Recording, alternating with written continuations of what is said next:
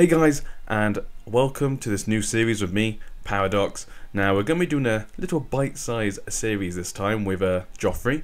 It's going to be called The Adventures of King Joffery the Kind. Obviously the kind, what else would you call him? But yeah, I thought it'd be nice to do a nice little series just as Joffrey. Now most of my series obviously we play as a dynasty and we carry on and we play for ages and have a nice journey and an adventure. But with this one, I thought to myself, I've always wanted to play as Joffrey, for mainly the roleplay aspect, as you guys know I like to play. I thought it'd be really fun to play as a completely evil little bastard.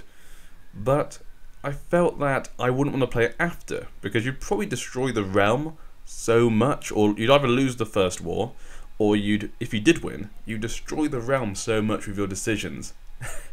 Just messing everyone up and killing everyone, that it wouldn't be a good let's play for future people. Let's say Joffrey's son, if he does survive, he has a son. If you played as his future generations, it's not, it wouldn't be as good, I don't think. So I just wanted to play as him. And a lot of people were asking me to do it, and I thought, do you know what? They've asked nicely. People want it. I want to actually play it as well. That was a big aspect to it. And I felt like I could easily do, one person's lifetime in this game, I could probably do it 1 or 2 recording sessions. Even if he lasts to, let's say, 60. Because obviously I don't know how long this Let's Play will last. We're just going to play literally as Joffrey. When he dies, that's the Let's Play over. So this could last 1 episode. This could last 20 episodes. It really depends on what happens and when he dies and how we finish. So I hope you guys will join me in our little adventure as him. Shall we as Joffrey so artistically put it, bring everyone's heads to Sansa on a silver platter? Or shall we burn in fire and blood in King's Landing?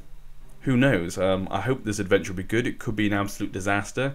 Like I say, it only lasts 1 episode, or we completely lose the first war and we don't get to do all the nice fun stuff. But I thought it'd be nice to have fun to try. If it doesn't go so well, it doesn't last very long, I could always try again if you guys want me to. But as you guys know, I like to do live commentary. I like to live with my actions. So I don't like to... So I want to do this. I want to put, even if it goes badly, I'll put it up, because that gives you guys more stuff, and hopefully it's still fun anyway. So I thought this would be a great one. Now, before I start, I just want to... it's a really long intro, I'm really sorry about this. Like I said, it'll be a short series anyway. It's more of a bite size, my other ones are probably more a banquet, with the old gods being more a sort of generic banquet, and the other two, the wildlings and the rains, being much more of a feast. This one's more of a little snack you guys can have. I want you guys to get in the mindset of Joffrey. Nah, I know that's going to be hard. I know you probably don't want to. And what I mean by that is I'm not trying to... When I talk about next, I'm not trying to say Joffrey's a good guy and he's misunderstood. No way. He is a evil little shit. Sorry about that word, but I have to admit, if you're ever going to say bad words about people, it's definitely in the way of Joffrey. But what you got to remember is that there's something about Joffrey, the way he's been brought up, and J.R.R. Martin writes, and a TV show, well, the TV show less shows it, but in the writing, characters always there's something about characters, they always have a motivation and a reason why they are what they're like. And you've got to look at Joffrey and say, okay, he's a little bastard, he's a little prick, he's an asshole, basically everything, a douche, basically everything. But think about it, you're our son, you think you are, your whole life you've always been the son of Robert Baratheon, conqueror of the Iron Throne, and also the son to one of the most powerful families, well, powerful and most rich family in the Westeros, the Lannisters. So you are this boy here, you're the son, the heir to the Iron Throne. You've always thought this, and you've been brought up and you've grown up knowing, and people have told you, and you've been taught for one purpose, and that's to be king. So basically in your mind it's like, I'm going to be king, this is all I know, this is what I've been brought up to do. And then suddenly a guy, this random friend of your father's from nowhere, just after your father dies, tells you that you are a monster of incest by your own mother and your uncle. You're going to be a bit pissed off, and you're going to be a bit sort of like, what the fuck is this? What the hell's going on? I'm meant to be king. Why would someone deny us? Why is he saying these hurtful and traitorous remarks? So when you think about it, in his mind, he does believe all these characters and people he's fighting against are traitors. Now, it doesn't obviously excuse what he does and stuff, but just remember, he's always fighting people he deems as real traitors. So obviously in our minds, Stannis is the rightful heir. In our minds. Well, we could debate rightful heir and stuff a lot, but for now we know that obviously if Robert dies and his children are of incest, and not his own children, then Stannis is technically the next heir. Now in Joffrey's mind he's not. He is actually the Baratheon. Because he doesn't believe these traitorous remarks, just being told. Remember, he's told this by other people like his mother and stuff. These people are saying these things so they can undermine him. Now obviously Renly is a traitor. Using a slight claim he has obviously after Stannis to push forward his claim. But again, to Joffrey he's just a traitor. His own two uncles are traitors, trying to take his throne that he's been born to have. And then obviously with Robb Stark, sorry, he sees him as just another traitor, a usurper, just rising up because Joffrey was a bit hard-handed with his father. Like I say, not saying what he did was right. Nothing he ever does is right. I don't think there's one single thing he's done which was probably just or rightfully justified. But you just got a picture in his mind that these people are actually traitors. He's not just crazy and wants a head. Okay, yes he is. But he literally thinks these people are traitors. You know, he hasn't got the peripheral view that we have of all these characters and the actual events that have actually happened and what we think is the truth. Obviously, you never know. Some things get misconstrued and some things are actually lies that we're probably told. You never know. We're told the wildlings, you know, we're told a lot of things about the wildlings that don't seem to be true, and stuff like that. Do you know what I mean? You're never really sure with J.R.R. Martin, but yeah, in Joffrey's head, these people are all traitors. So it makes sense the way he reacts. If you're an asshole, it makes sense. So yeah, we're gonna play as him. We, King Joffrey of House Baratheon, first of our name, rightful king of the Andals, and the Rhoynar, I think it's Rhoynar, and the First Men, and Lord of the Seven Kingdoms, hereby declare our uncle Renly and Stannis to be traitors and enemies of the crown, along with the Starks of Winterfell. Any man daring to challenge our noble ascendancy and our right to rule the Seven Kingdoms will be executed, his head. Bring me their heads now! And we're going to be playing, like I say, roleplay, so we're going to be trying to bring everyone's heads. Now, in this original position, we're not in the best position. Obviously, we have Stannis and Renly fighting in the Stormlands. Now, that is really important for us. The result of this war will probably answer if we win or not. On our own, basically the Westerlands, we have to have the Westerlands fighting for us, and we have hardly any men. We have about 14,000 men. Not many at all, but the Westerlands are going to be the bare brunt of our armed forces, led by obviously our grandfather, Tywin Lannister. They can probably beat back the North. With us and them, we could probably just beat back the North, probably, or at least hold them off. But if Renly beats Stannis, so if Stannis does not use his Shadow Baby, Renly will obviously beat Stannis. He always does. I don't think I've ever seen Stannis not use the Shadow and then win. Renly will always win after that because he has so many forces and Stannis has hardly any. And if Renly wins, we cannot face the Reach, the Stormlands, and the North. We can't do it. It's like impossible. If Stannis does use the Smoke Baby and kills Renly, that's taken the Stormlands, but then the Reach becomes independent, and obviously then doesn't have to, most likely won't help Stannis. We can then actually win, and obviously then we can gain the Reach. And if we can gain the Reach as well, we've basically won. It's basically down to what happens down here. Stannis' choice really decides for us what's going to happen. It's really important. Like I say, it's really important for us for this Let's Play. If Stannis doesn't use it, we are probably screwed. We are probably screwed. But I'm hoping he will, and we should be okay then afterwards. Now, what things do I have to set up before I start? Now, did you claim? Okay. Positions. Okay, obviously Tyrion is our Hand of the King. So hopefully he can defend King's Landing.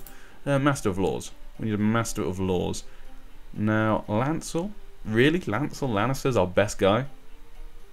We got the Kettlebacks there. Love the Kettlebacks. Okay, let's put Lancel then. For now. Improve defenses, because that's basically what you were doing.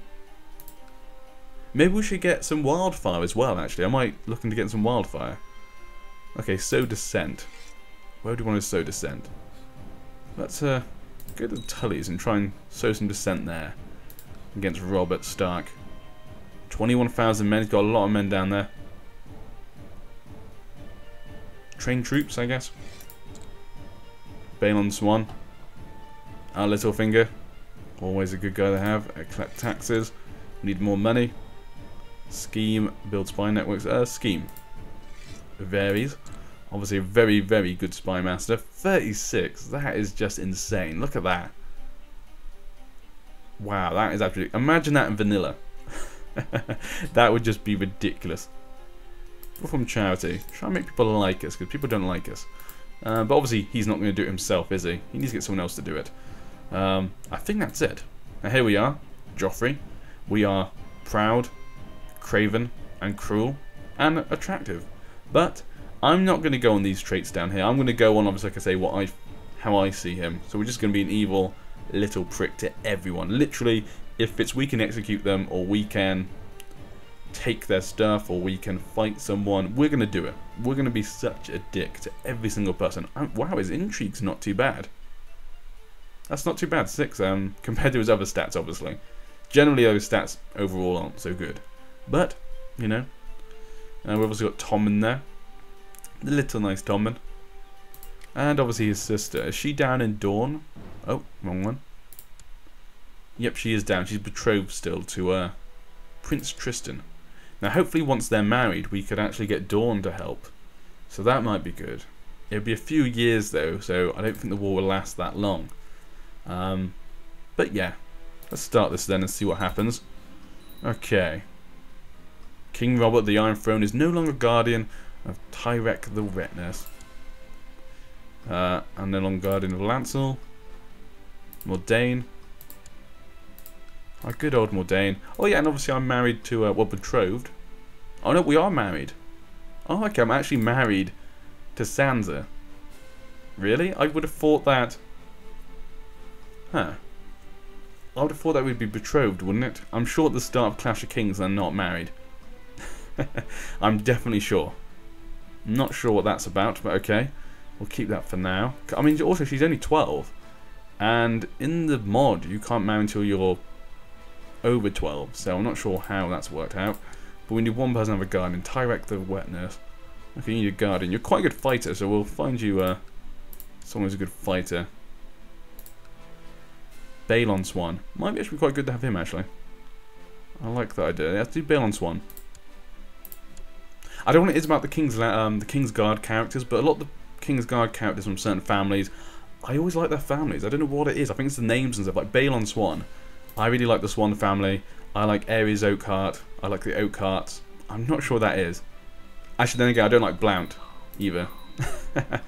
Oh, Lord Paramount Stannis of the Stormlands has declared Lord Paramount Stannis of the Stormlands war for the Iron Throne on King Joffrey of the Iron Throne. Well, it looks as though... Yes, it looks as though what we wanted to happen has happened. Stannis has murdered Renly Baratheon, his own brother, my uncle. He was a traitor, and so I'm glad he's dead, but now we must deal with this other traitor. We got traitors all around us. Stannis will die. I will have his head. Just like Robb. And, what was his name? Balon Greyjoy. We'll have all their heads. All these wannabe kings. Okay. Joffrey Lannister. It's Joffrey Baratheon, actually. Gah. What a dick. I declare that my brother, Robert, left no true-born issue of his body, and that you and your siblings are abominations of incest between Queen Cersei Lannister and Sir Jaime the Kingslayer. By right of birth and blood, I do lay claim to the Iron Throne, and hence declare war. Signed, Stannis of House Baratheon. Didn't say anything about the Lord of Light. I was hoping it'd say like at the end, like, and Lord of Light, just because it'd be fun if he did. Okay, well, this is though Stannis has taken it, which is, you know, it's good for me actually. This is what I wanted to happen. It's going to be a bit annoying initially, but hopefully this gives us now a fighting chance. Usurper! How dare he? Okay, it's no longer Guardian, Edric Storm. Oh, you're with me. Why is Edric Storm with me? Okay, well, we got Edric Storm. Probably want to get rid of him. I think it's annoying that they have Lannister up here. I would like it if only if you lost the throne did you get Lannister. I think it should be Baratheon, and then when you lose the throne, it turns to Lannister. I'm not sure if it's even possible, and maybe that's why. Maybe it's not possible. Or maybe if you win the war, it becomes Baratheon. I don't know, actually. I need to check that. So we can call in allies. Tywin of the Westerlands. Yep, we definitely want him to help us here. Definitely do. Okay, one Guardian for an Edric Storm. Now, wow, he's 11 years old, and he's got absolutely no traits at all. That's a bit wrong, I think. He should definitely have some other skills. At least, you know, a few extra points. Maybe more on the strength, I would have thought. He's strong. And apparently he's meant to be very much like Robert Baratheon. I don't know. I would have thought a bit more, maybe. But we'll educate him anyway. Ooh, Bronn. Oh, Bronn. If I get a King's Guard position, we are definitely giving one to Bronn. In fact, I'm actually going to knight him. Because he should be. I want to knight him. This is the one thing I'm going to do out of character. And that's knight Bronn, just because I love Bronn. I always loved him in the books, and I'm glad that he's got a more prominent position in the TV show. I like that they've done that. Okay. Let's get Bronn to teach him then. Just because we want him to be good fighters, so he can defend me, hopefully die on the battlefield. Okay, so we need to gain our men. Okay, probably enough for mercenaries. How much for mercenaries? 75 gold. Okay, we probably don't want to risk it. We could get a few. We could get 56, 1,000, but we'll leave it for now. But until then, we are going to bring our men together. You guys need to get out of there. Okay, don't go that way. Ferrin, okay, got all of his people who like him. Generally, a few of them are obviously the faith of Rolla. Ferrins. I think you are as well, are you? No, you're not. Oh, okay. I know a few of them are. No, they're not. Okay. Ah, there you go. Driftmark is of Rolla. Okay. Valerion. Okay, how are you going to get out of there? That's not looking good for them. Okay, let's bring you there. You guys can all come to the center to protect King's Landing. We must protect King's Landing at all costs. They cannot capture Joffrey. Okay, they cannot capture Joffrey. That's the most important thing. Laws. Okay, let's go through everything. Intrigue. Okay. Try to employ the Golden Company. We'll definitely not be able to afford that. What's that first one? Hold a grand tourney. Nope, probably not the best time to hold a grand tourney. Make wildfire. We might want to do this. Have at least 100 gold. Okay, that might cost too much then. We don't want to spend all our money on wildfire. But then again, it could save us. It could save us. Do you know what? Yeah, we're not going to be able to afford mercenaries. Because, you know, the maintenance costs and stuff like that won't be able to help us. So we're going to make some wildfire. As they did. Okay, the White Book, Valerian Swords, Blind. We've got a lot of people in our jail. We'll have to look. Oh yeah, we got the Rains. Not the Rains, sorry, the Red Rains. Okay. We'll have to look at our people in a second.